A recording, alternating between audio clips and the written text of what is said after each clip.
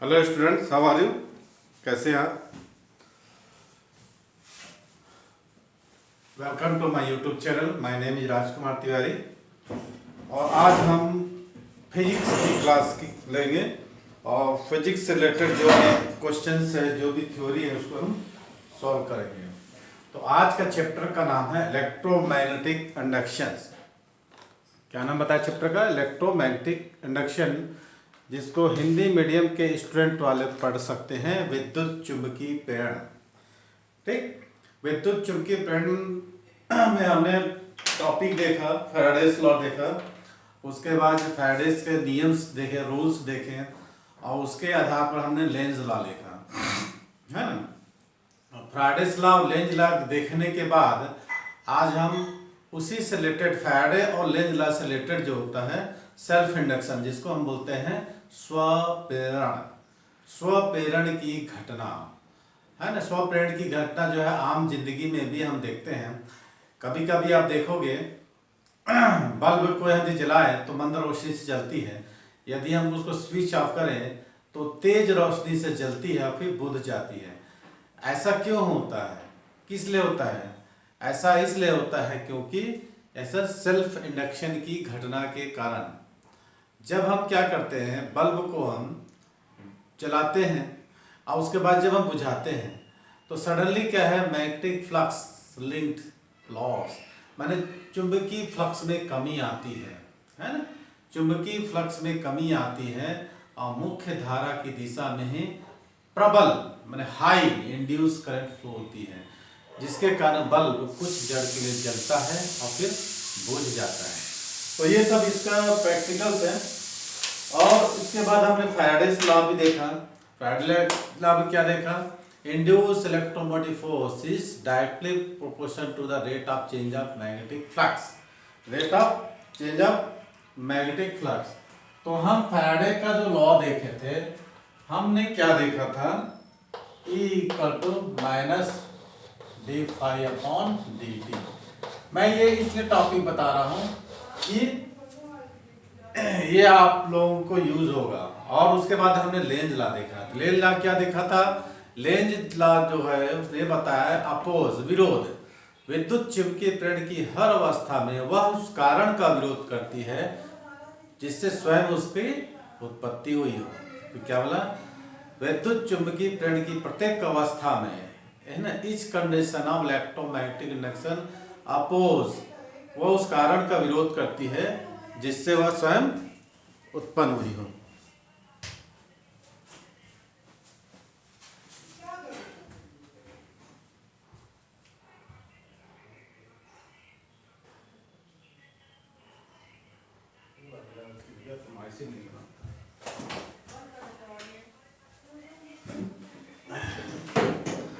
तो मैं उधर था, साउंड बंद करने गया था तो साउंड उधर से आवाज आ रही थी। वीडियो बनाने पे वही ध्यान रखना पड़ता है कि कहीं इधर से आवाज ना आ रहा, कहीं उधर से आवाज ना आ रहा, इधर से आ रहा। तो वही चीज़ कंडीशन है। वीडियो को बड़ी सावधानी पूर्वक बनाते हैं, बहुत मेहनत लगता है, बहुत सारी चीज़ों का ध्यान रखना पड़ता है, तो मेहनत लगता है। तो आप लोगों को भी यही है कि आप लोग इस वीडियो को लाइक कीजिए, अपने दोस्तों के साथ शेयर कीजिए और कमेंट सेक्शन में जाकर कमेंट करिए कि वीडियो कैसा लग रहा है। तो लेट्स स्टार्ट आवर वीडियो। कौन सा टॉपिक है? Self induction. जैसे कि नाम से है, सेल्फ माने स्वयं, इंडक्शन, सेल्फ इंडक्शन।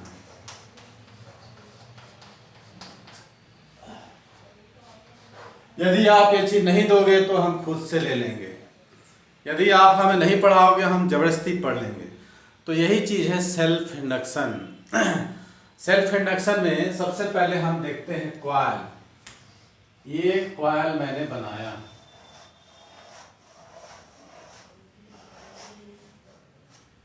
ओके।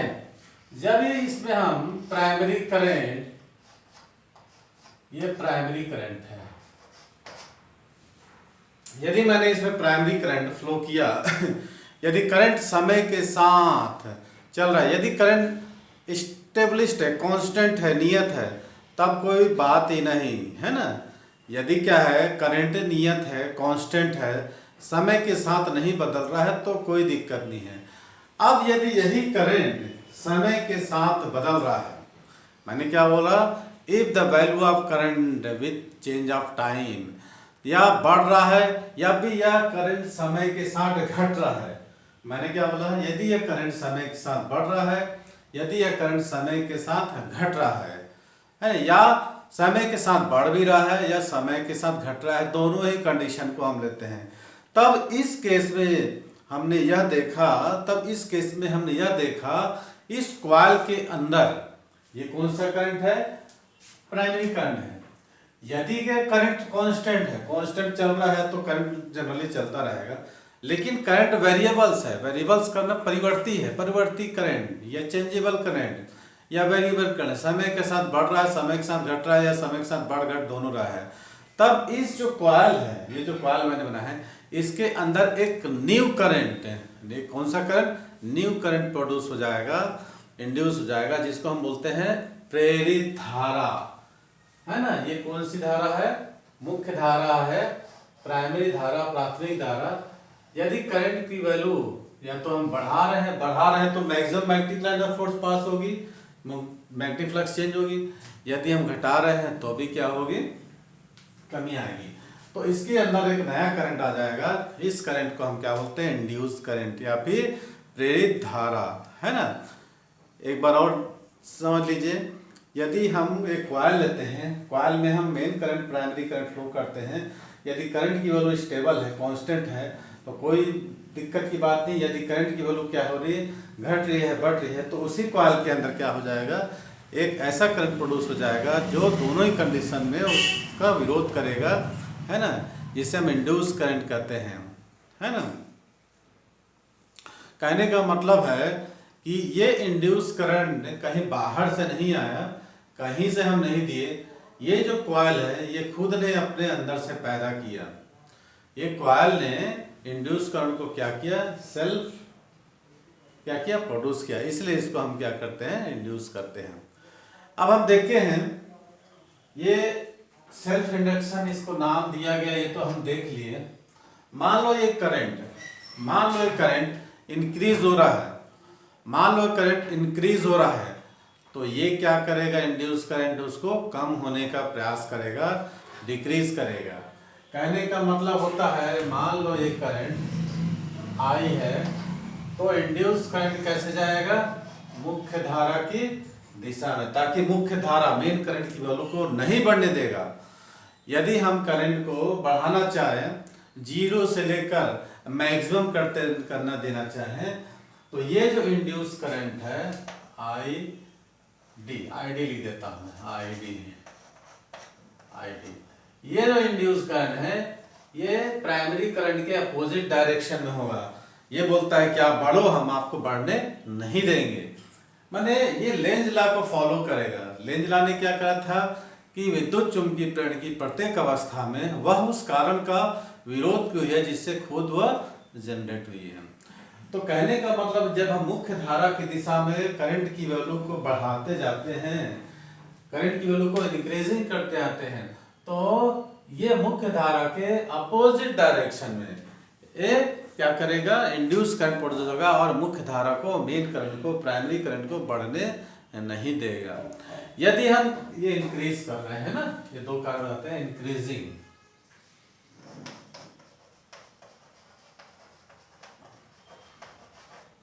ठीक, ये क्या इंड्यूस कर, अपोजिट इन मेन करंट, ठीक है, कौन सा करंट है, इंड्यूस। यदि हम क्या करें, फिर से एक कॉइल बनाते हैं,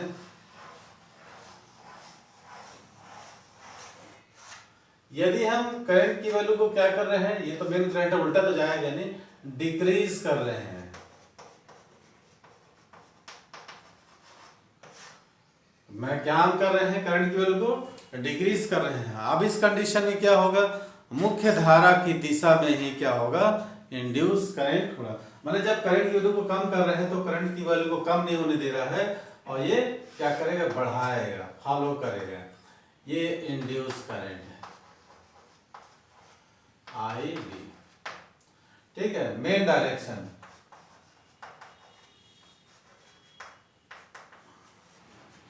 ऑफ प्राइमरी करंट है।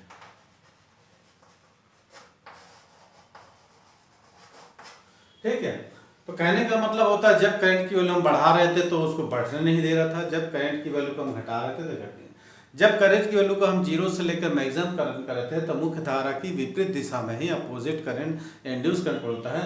जब करंट की वैल्यू को हम मैक्सिमम से करते करते जीरो तक लाते हैं तो मुख्य धारा मेन करंट के डायरेक्शन में ही अपोजिट इंड्यूस करंट प्रोड्यूस हो रहा है। कहने का मतलब होता है induce current oppose growing current. क्या करेंगे, इसको लिख लीजिए, point be noted, induce current oppose growing current and support dying current. किसको सपोर्ट कर रहा है, डाइंग करंट को सपोर्ट करेगा और इंड्यूस करंट को क्या करेगा, अपोजिट करंट को इंड्यूस करेगा। कहने का मतलब वह चीज जिस चीज से बना हुआ है, जिस चीज से बना, नोट कर लीजिए कि ये जो जिस चीज से कर इंड्यूस करना है, जिस चीज से बना है उसी चीज का क्या करेगा, विरोध करा था। मैंने लेंज लॉ को बताया था, लेंज लॉ है टोटल अपोज अपोज अपोज, माने विरोध विरोध विरोध ही करता रहता है। तो ये हमने समझाया कि सेल्फ इंडक्शन की घटना को ये हर उस कारण का विरोध करता है जिससे वह स्वयं बना हुआ है। ठीक है, तो मुझे उम्मीद है कि आप लोग इस चीज को समझ ही गए होंगे, है ना। अब हम देखते हैं कि मान लो एक कॉइल है, जब हम करंट की वैल्यू को क्या कर रहे हैं, बढ़ा रहे हैं। क्या कर रहे हैं, करंट की वैल्यू को बढ़ा रहे हैं, तो इससे कितनी भी चीजें प्रोड्यूस होती है, आप इस चीज को देख सकते हैं। मैंने बताया था जब किसी कॉइल में हम करंट फ्लो करते हैं तो क्या प्रोड्यूस होता है, मैग्नेटिक फील्ड। और magnetic field total magnetic line of force passing through any surface area, तो मैग्नेटिक फ्लक्स। अब जहां पर भी मैग्नेटिक फ्लक्स होगा तो मैग्नेटिक फ्लक्स के बाद होगा कौन सा, फैराडेज लॉ। अब फैराडेज लॉ फॉलो होगा तो फिर लेंज लॉ फॉलो होगा ही। इस चीज को क्या बताया मैंने, यदि हम क्या करते हैं, करंट किसी भी कॉइल में करंट फ्लो करते हैं, करंट फ्लो करेंगे तो वहां पर क्या हो जाएगा, मैग्नेटिक फ्लक्स प्रोड्यूस होगा। इस चीज को लिख लीजिए, मैग्नेटिक फील्ड प्रोड्यूस हो जाएगा। यदि बहुत सारे मैग्नेटिक फील्ड या मैग्नेटिक लाइन ऑफ फोर्स पास हो देंगे तो मैग्नेटिक फ्लक्स लिंक चेंज होगा, है ना। मैग्नेटिक फ्लक्स जिसको हम किससे प्रोड्यूस करते हैं, फाई से। यदि मैग्नेटिक फ्लक्स चेंज होगा तो फैराडेज लॉ लगेगा। फैराडेज ने क्या बताया था, फैराडे के दो नियम थे। और यदि वहां पर क्या होगा, इंड्यूस इलेक्ट्रोमोटिव फोर्स भी प्रोड्यूस होगा, फैराडेज लॉ। यदि फैराडेज लॉ लगेगा तो लास्ट में क्या होगा, लेंज लॉ होगा। तो कहने का मतलब हो, तो जैसे ही किसी कॉइल में हम करंट फ्लो करते हैं, करंट फ्लो होने से वहां पर क्या होगा, मैग्नेटिक फील्ड प्रोड्यूस होगा। मैग्नेटिक फ्लक्स से होगा, मैग्नेटिक फ्लक्स होने से क्या हो जाएगा, उसमें करंट प्रोड्यूस होगा। कहने का मतलब होता है कि ये जो फाई है, फाई ये किसके प्रोपोर्शनल हो जाएगा, I K. Phi is the proportional to I. अब मान लीजिए ये मैंने कॉइल लिया, ऐसे बहुत सारे टर्न्स होंगे। कॉइल को हम ऐसे भी ले सकते हैं, कॉइल को हम ऐसा भी ले सकते हैं। अभी मैं आप लोगों को फैराडे का सेकंड लॉ से बताऊंगा कि इंड्यूस इलेक्ट्रोमोटिव फोर्स कैसे प्रोड्यूस होता है, मुख्य धारा की दिशा में या मुख्य धारा की विपरीत दिशा में, है ना। कहने का मतलब होता है, मान लीजिए कॉइल लिया मैं, ये कॉइल का एक सपोर्ट ले लिया मैं। तो मान लो करंट ऐसा हो रहा है, करंट का डायरेक्शन ऐसा होगा, तो मैग्नेटिक फ्लक्स माने मैग्नेटिक लाइन ऑफ फोर्स या चुंबकीय क्षेत्र प्रोड्यूस इनसाइड इट। यदि धारा ऐसा है तो चुंबकीय क्षेत्र कैसा होगा, ये धारा ऐसा, चुंबकीय क्षेत्र अंदर होगा। धारा ऐसा है तो चुंबकीय क्षेत्र अंदर होगा, मैग्नेटिक फील्ड। यदि इस धारा को, कहने का मतलब पलट जाए, है ना, यदि धारा की दिशा को हम पलट दें या फिर हो जाए, तब इस कंडीशन में ये जो मैग्नेटिक फील्ड होगा ये कैसे होगा, आउटवर्ड, ऐसे जा रहे हैं मैं आउटवर्ड, बाहर की होगा। कहने का मतलब है इसमें इलेक्ट्रोमोटिव से प्रेरित विद्युत वाहक बल उत्पन्न होता है, जहाँ की सेकेंड लॉ ऑफ फैराडे को प्रूव करता है। यदि इस कॉइल में डायरेक्शन ऑफ करंट ऐसा है तो मैग्नेटिक फ्लक्स कहाँ होगा, ये ऐसा हो रहा है तो अंदर की ओर, जब बाहर इधर हो जाएगा तो ये मैग्नेटिक फील्ड बाहर की होगा। कहने का मतलब होता है इसमें इंड्यूस इलेक्ट्रोमोटिव फोर्स भी प्रोड्यूस होता है, जिसको हम बोलते हैं d phi upon d t. अब चलिए हम जिसकी बात कर रहे थे, ये जो मैग्नेटिक फ्लक्स था, ये जो magnetic flux represented by phi is the directly proportional to I. यदि किसी करंट चालक में हम धारा प्रवाहित करते हैं तो उसके चारों ओर चुंबकीय क्षेत्र उत्पन्न हो जाता है और सिर्फ कुंडली में होकर चुंबकीय बल रेखाएं गुजरने लगती है। चुंबकीय फ्लक्स उससे प्रवाहित होने वाली धारा के अनुक्रमानुपाती होती है। ओके, कहने का मतलब है मान लीजिए ये टर्न्स ऐसे कितने हो जाएंगे फेरे, मान लीजिए n फेरे हो गए तो टोटल फ्लक्स कितना हो जाएगा, टोटल फ्लक्स n फाई। यदि हम इसको बराबर करते हैं तो क्या आ जाता है वैल्यू L I और ये n फाई है ना। कहने का मतलब होगा यदि फेरों की संख्या n हो तो टोटल कितने कुंडली के फेरे होंगे n, तो उससे रिलेटेड चुंबकीय फ्लक्स कितना हो जाएगा n फाई। यदि हम इसको बराबर करते हैं तो L एक नियतांक आता है जिसको हम बोलते हैं क्या, कोएफिशिएंट ऑफ सेल्फ इंडक्शन या इंडक्टेंस, स्वप्रेरकत्व या स्वप्रेरण गुणांक। ये स्वप्रेरण गुणांक की वैल्यू कितना हो जाएगी, L equal to n phi by I. यदि इसको डिफाइन कैसे करें, इसको परिभाषित हम कैसे करेंगे, by the way phi equal to L I. तो यदि हम I इक्वल टू 1 एम्पियर लिखते हैं, कितना लिखे 1 एम्पियर, तो यहां पर हम रख देंगे तो कितना हो जाएगा फाई इक्वल टू आल। ये इसका डेफिनेशन आया। कहने का मतलब होता है किसी भी कुंडली का स्वप्रेरकत्व का, किसी भी कुंडली का स्वप्रेरकत्व का आंकिक मान चुंबकीय फ्लक्स के बराबर कब होगा, जब उस कुंडली में 1 एम्पियर की धारा प्रवाहित हो रही हो। कहने का मतलब है when a coil flow 1 ampere current, then the coefficient of self induction is numerically equal to the कितना हो जाएगा मैग्नेटिक फ्लक्स। कहने का मतलब होता है यदि किसी कुंडली में हम 1 एम्पियर की धारा प्रवाहित करें तो उस कुंडली के स्वप्रेरकत्व का मान उससे गुजरने वाले चुंबकीय बल रेखाएं चुंबकीय फ्लक्स के बराबर होगा। ठीक है, इस पॉइंट को आप नोट कर लीजिए। ओके, अब हमने देखा था second law of Faraday, induce electromotive force, है ना। अभी मैंने एक डायग्राम करके बताया था ऐसा करके, इससे प्रेरित विद्युत वाहक बल की दिशा हम कैसे निकाले थे, ऐसा ऐसा करके मैंने बताया था। इसमें कितना अंदर की ओर और इसमें कितना होगा बाहर तो होगा। तो प्रेरित विद्युत वाहक बल किसके बराबर होता था, चुंबकीय फ्लक्स में परिवर्तन के बराबर होता था। तो यदि हम सेकेंड लॉ ऑफ फैराडे से देखें तो E is equal to minus d phi upon d t. Okay, क्या लिखा मैंने, ये सेकेंड लॉ ऑफ फैराडे है। फाई की वैल्यू हमने कितना निकाला था, minus d upon t t L I. Phi की वैल्यू मैंने पुट कर दिया। अब हम क्या कर सकते हैं, E equal to minus L, तो ये आ जाएगा धारा परिवर्तन की दर d I upon d t. तो E by d I upon d t equal to L. ठीक, अब प्रेरित विद्युत वाहक बल है ना।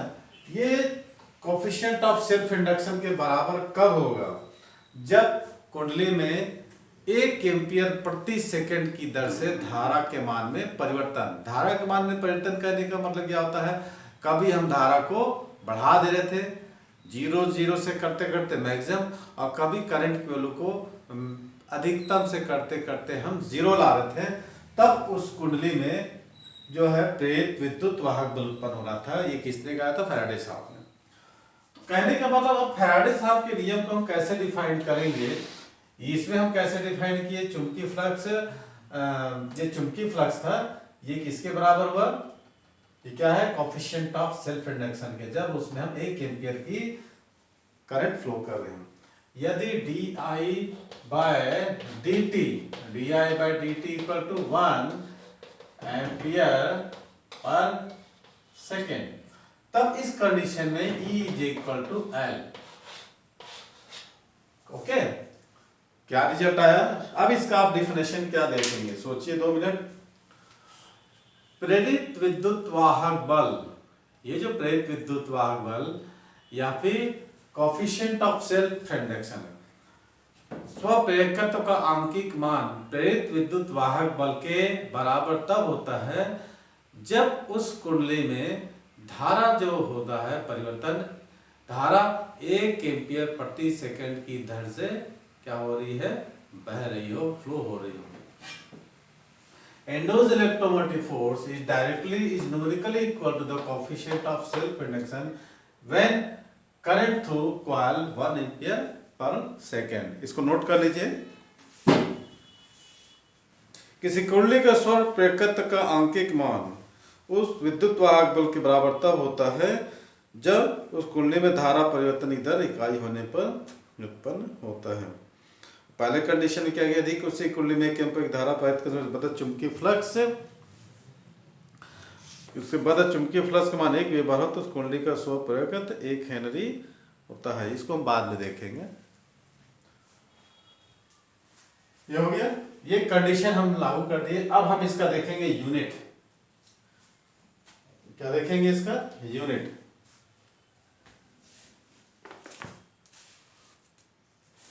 तो यूनिट मैंने आपको सब बता दिया था, और ये भी बता दिया था कि ये L क्या है? L स्वप्रेरकत्व है। और ये किस पर डिपेंड करेगा? भाई ये भी डिपेंड करेगा ना,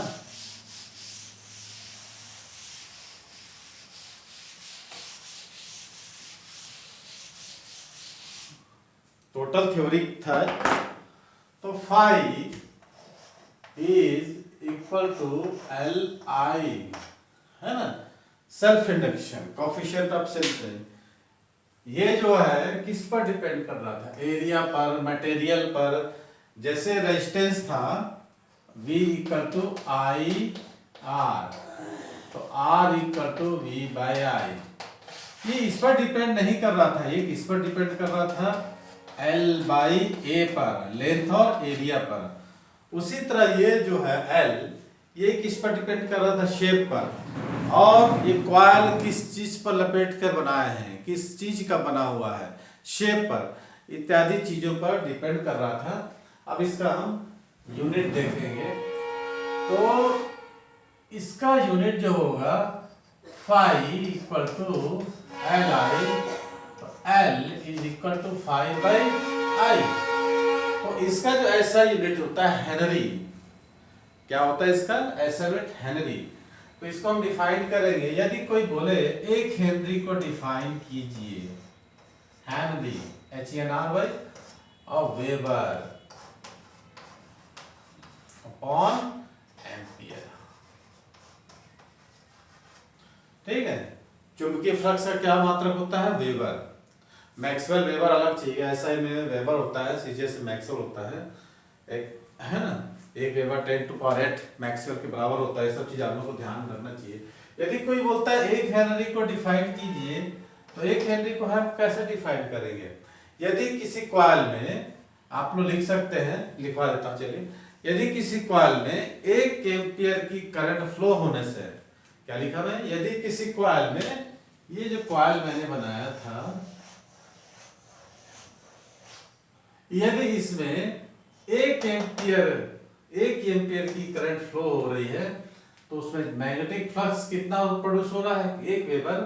तो इस कॉइल से रिलेटेड जो कोफिशिएंट ऑफ सेल्फ इंडक्शन होगा कितना होगा, 1 हेनरी। क्या बोला मैं, यदि किसी कॉइल में 1 एम्पियर की करंट फ्लो हो रही है तो उससे मैग्नेटिक फ्लक्स कितना हो रहा है, 1 वेबर, या मैग्नेटिक फ्लक्स चेंज कितना हो रहा है, 1 वेबर। तो उस कॉइल का सेल्फ इंडक्शन 1 हेनरी के बराबर होगा। यदि कोई बोले 1 हेनरी का डिफाइन कीजिए तो आप लोग 1 हेनरी को कैसे डिफाइन करोगे, 1 एम्पियर करंट फ्लो हो रहा है कॉइल में तो मैग्नेटिक फ्लक्स कितना चेंज होता है, 1 वेबर। तो उस कॉइल के सेल्फ इंडक्शन कोएफिशिएंट या स्वप प्रेरकत्व कितना हो जाएगा, 1 हेनरी के बराबर है। अब हम इस फैराडे लॉ से देखते हैं, फैराडे लॉ। तो फैराडे लॉ क्या बोलता है, ये E इंड्यूस्ड इलेक्ट्रोमोटिव फोर्स, ये क्या है, चेंज ऑफ मैग्नेटिक फ्लक्स। तो फाई को जब यहाँ हम रखे थे तो हमारा एक कंडीशन आया था di/dt। तो E अपॉन di/dt equal to L। What is L? L is the coefficient of self induction. E क्या है, इंड्यूस्ड इलेक्ट्रोमोटिव फोर्स। तो इसका हो जाएगा हेनरी। ये क्या है, इसका वोल्ट, और ये एम्पियर पर सेकेंड। तो कोई यदि बोले 1 हेनरी तो हम कैसे लिख सकते हैं, यदि किसी कॉइल में 1 एम्पियर पर सेकेंड के रेट से क्या हो रहा है, करंट की वैल्यू चेंज हो रही है। ये क्या है, यदि किसी कॉइल में 1 एम्पियर प्रति सेकंड की दर से धारा में परिवर्तन हो रहा है तो उसमें प्रेरित विद्युत वाहक बल कितना होगा, 1 वोल्ट। तो उस कॉइल का स्वप प्रेरकत्व कितना हो जाएगा, 1 हेनरी। फिर से सुन लीजिए, यदि किसी कॉइल में 1 एम्पियर प्रति सेकंड की दर से धारा में परिवर्तन होता है, यदि किसी कॉइल में 1 एम्पियर प्रति सेकंड की दर से धारा परिवर्तन होता है तो उस कॉइल में जो प्रेरित विद्युत वाहक बल 1 वोल्ट हो तो उसका स्वप प्रेरकत्व कितना होगा, 1 हेनरी। 1 हेनरी। बहुत सारे टॉपिक है, ये टॉपिक को हम बताना चाहें डिटेल्स में तो उससे कम नहीं होगा, इसलिए आप लोग क्लासेस ज्वाइन कीजिए, क्योंकि वीडियो के जरिए हम ज़्यादा से ज़्यादा 30 मिनट 45 मिनट 1 घंटा का बना सकते हैं, लेकिन डिटेल्स तो आपको ऑनलाइन नहीं ऑफलाइन ही क्लास में हो जाएगा। यहाँ पर क्या सभी को जानने का हक है, सभी को सीखने का हक है। जो भी इंटरेस्टेड कैंडिडेट है वो वीडियो के जरिए काफ़ी कुछ सीख सकता है, लेकिन आप लोग को क्लास जो है ज्वाइन करना बहुत जरूरी होता है। ओके, तो अब हम इसका देखते हैं डायमेंशनल फार्मूला। प्रैक्टिकल डेमोन्स्ट्रेशन तो मैंने शुरू में बता ही दिया था, प्रैक्टिकल डेमोन्स्ट्रेशन स्वप्रेरण की घटना को हम कैसे करते हैं उसको भी देखेंगे। तो इसका डायमेंशन फार्मूला पढ़ने के लिए आपको पिछला सभी का डायमेंशन याद होना जरूरी होता है। डायमेंशन फार्मूला कहाँ से होता है, देखिए स्टार्ट, सबसे पहले होता है वेग, त्वरण, velocity, acceleration, work, force, power और रेजिस्टेंस, वोल्टेज। जब ये सब लोग बेसिकली आप सीख जाएंगे, सबका याद होना बहुत जरूरी है, तब ये डायमेंशन आप निकाल पाएंगे। तो phi equal to L I, L equal to phi by I. तो फाई क्या था, हम लिखे थे बी ए, याद आया, बाई आई, है ना। देखिए एक एक चीज इसमें से आपको ध्यान देना पड़ेगा, तब आप इसका डायमेंशन निकाल सकते हैं। चुंबकीय फ्लक्स को हम क्या डिफाइन किए थे, बी ए। बी क्या है, बी क्या है, magnetic flux, magnetic line of force या मैग्नेटिक फील्ड, है ना। ये क्या है, एरिया। तो इसका हमने कितना निकाला था, ये क्या है, ये मैग्नेटिक फील्ड, इसका हमने निकाला था newton upon ampere into metre. और ये क्या है, एरिया, ये क्या है, एरिया, तो इसका लिखेंगे मीटर का square, length into breadth upon what is I, I ampere. तो यूनिट इसका ऐसा भी आएगा, डायरेक्ट हम सेल्फ इंडक्शन को हेनरी बोल देते हैं, जैसे रेजिस्टेंस का ओम बोल देते हैं, वर्क को हम क्या बोलते हैं, जूल और अर्क बोलते हैं, फोर्स को हम न्यूटन और डाइन बोल देते हैं। तो उसी प्रकार हम इसको एक हेनरी बोल सकते हैं। एक्चुअल में इसका जो फॉर्मूला निकलता है, अभी निकल के आएगा, ये मीटर कट जाएगा तो क्या निकलेगा, न्यूटन इंटू मीटर अपॉन ये एम्पियर पर हो जाएगा, एम्पियर का स्क्वायर। तो newton into metre upon ampere square. Actual में ये भी इसका एक यूनिट है। तो आप लोगों को कभी यूनिट बोला जाए कि सेल्फ इंडक्शन का, तो हेनरी भी है, newton into metre upon ampere square है। तो ये जो फोर्स है, फोर्स का डायमेंशन फॉर्मूला क्या होता है, m/t-2 मीटर का l, और ये एम्पियर है, तो एम्पियर का क्या हो जाएगा, ए का स्क्वायर। अब आप इसको कैसे लिख सकते हैं, ml² t-2 और a ऊपर आ जाएगा -2। ठीक, आप किसी भी मेथड से लिखा है, चाहे तो सेकेंड लॉ फैराडे से भी निकाल सकते हैं। सेकेंड लॉ फैराडे से क्या था, E अपॉन di/dt। What is E? E क्या होगा, E क्या है, प्रेरित विद्युत वाहक बल, जिसका होता है W/Q। W माने जूल और कूलम, है ना, अपॉन एम्पियर और सेकेंड। तो क्या लिखोगे इसको ऊपर में, joule into second upon ampere into, ये जो कूलम है इसका I=Q/T निकाले थे, तो Q=IT, एम्पियर इंटू सेकेंड, है ना, इंटू एम्पियर, ऐसा।